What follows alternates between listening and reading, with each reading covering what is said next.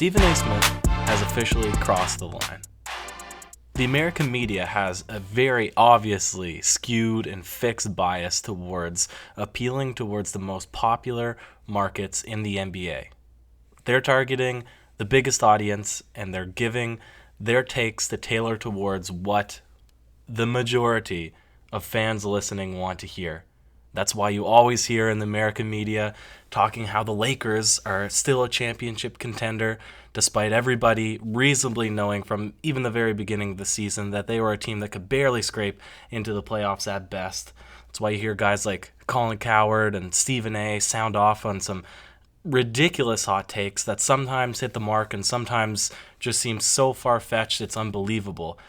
But despite all of this lunacy, you take it all with a grain of salt because you think, well, they're a business that's trying to make money. They're trying to give takes that, again, will attract the largest audiences. So they're going to talk about the biggest markets, and they're usually going to talk about things that boost the biggest markets. But with all of that being said, you still have to have a certain amount of respect for the guys such as Stephen A. Smith because they should know their stuff. They should know their facts. They should be one of the main sources to look up to for your basketball information, knowledge, debates, and to facilitate conversation. But this time, I am completely questioning Stephen A. Smith's analytical ability, his actual knowledge of the Toronto Raptors, of Kawhi Leonard, and I'm very uncertain, and I would almost make the complete argument, the complete statement, that he has not even watched a single Toronto Raptors basketball game this season, except for maybe in a matchup against a team that he likes to talk about, such as the 76ers, or the Bucks, or the Celtics. And the reason I say this is, and perhaps I'm going to have to look into it after the podcast, but if we can play the clip, I'll play it now. But there's something missing in terms of, you know what I'm seeing from Kawhi Leonard right now, Max? I'm seeing a slightly better version than DeMar DeRozan. This is absolutely absurd that Kawhi Leonard is only slightly better than DeMar DeRozan.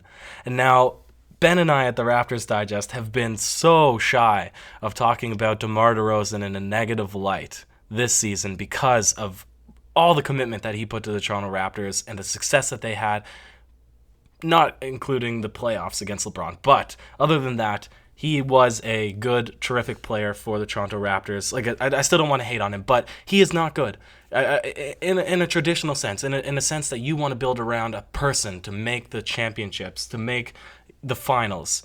DeMar DeRozan is not that guy. He's DeMar DeFrozen. He's whatever you want to call him.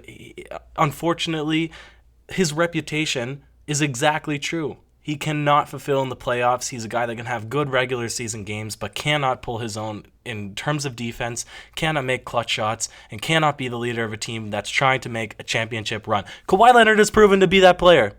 He's proven to be that player. He's already done it. He's already shut down LeBron in the finals.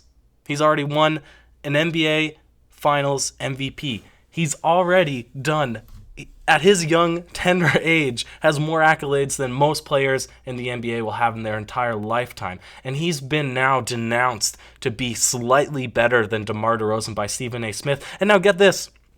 This is his logic. Is because he was 2 points. Him and Max. It blows my mind. 2 points. 1.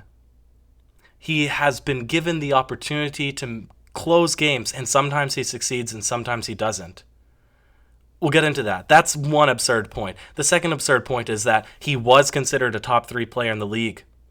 Him, LeBron, and Giannis. But now that Giannis and Paul George have surpassed him, now he is an insignificant player, or a player that is not able to bring a team to the championship. And who better to defeat the Toronto Raptors than the Boston Celtics or the 76ers? These are his points. It's blowing my mind.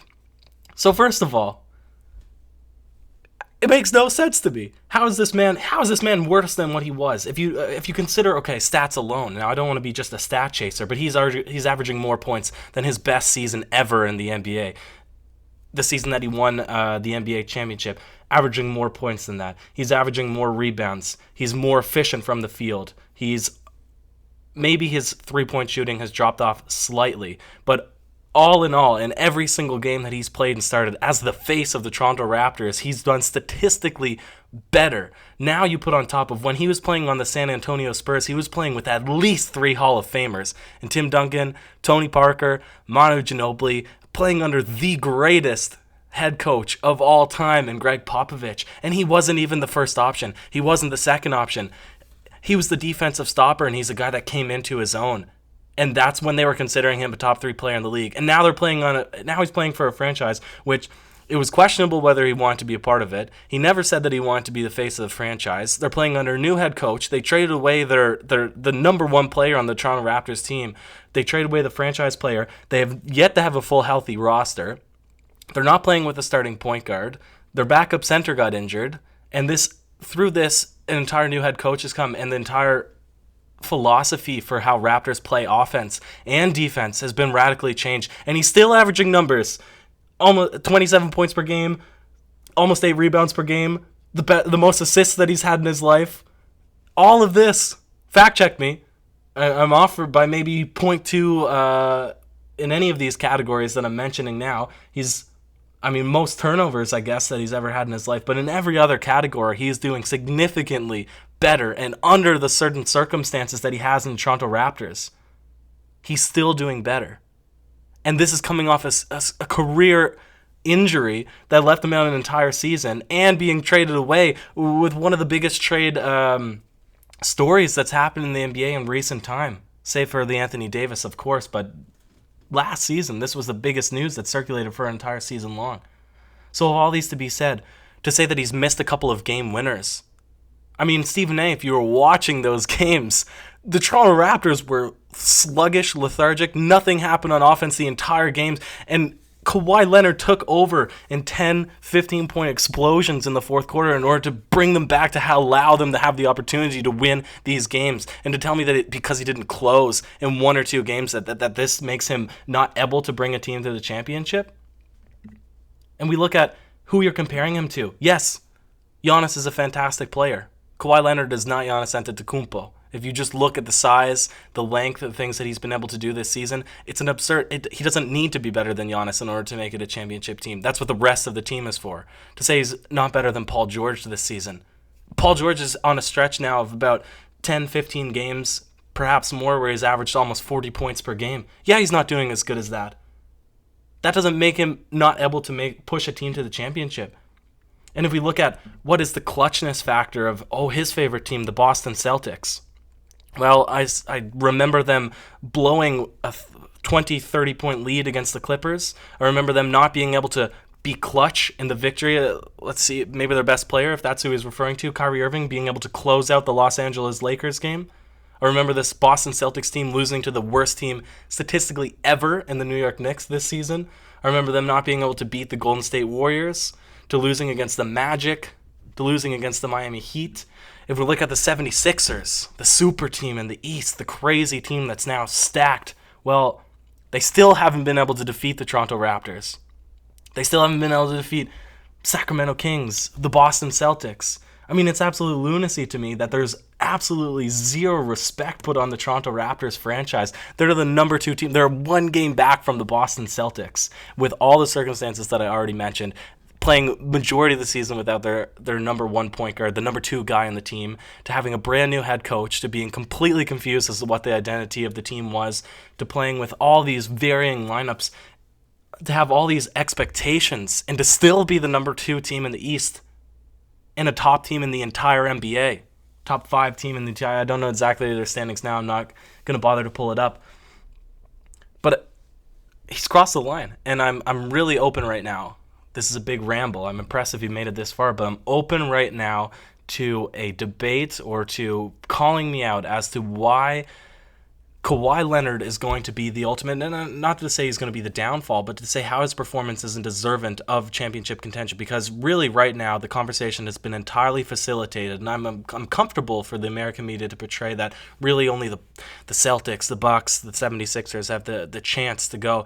And they even say that some of these teams have the ability to compete with Golden State in order to be the actual NBA Finals champions, not let alone just to make it out of the East. But the Raptors have never been in discussion. But now to put that emphasis emphasis on Kawhi Leonard to say that he's only been slightly slightly better than DeMar DeRozan. If you pull up DeMar DeRozan's stats and go deeper than his stats, I beg you to go deeper than DeMar DeRozan's stats and see what the true issue was with the Toronto Raptors team. Was isolation.